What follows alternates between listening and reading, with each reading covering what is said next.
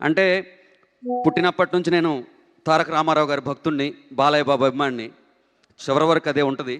అంటే చాలామందికి గర్వపడే, మేము ఫ్యాన్స్గా చాలామందిని చూసి ప్రతి హీరోని చూసి వాళ్ళ ఫ్యాన్స్ గర్వపడతారు. మేము బాలయ్య బాబుని చూసి ధైర్యపడతాం.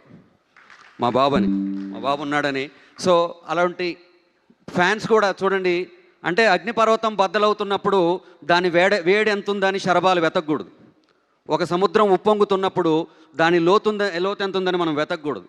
ఇటువంటి ఒక తాండవం ఉద్భవం జరిగినప్పుడు దీని లోతెంత, ఇది ఎలా ఉంది, అది ఎలా ఉంది, ఇది కాదు. ఇది రివ్యూ సినిమా కాదు, రివ్యూ సినిమా. ఇది ఒపీనియన్ సినిమా కాదు, ఎక్స్పీరియన్స్ సినిమా. అటువంటి మేము ఏదైతే ఈ మాటలు నమ్మామో ఆ మాటలకే మీరు ప్రాణం పోశారు. ఇంకా నేను చెప్తాను, మా గురువు గారు, నేను ఇక్కడ వాళ్ళు ఉన్నానంటే ఎన్ని వేదికల మీద ఇదే మాట చెప్తాను, నడకనాదైనా ఆ అడుగులు మాత్రం ఆయనే, అందుట్లో ఎటువంటి అనుమానం లేదు.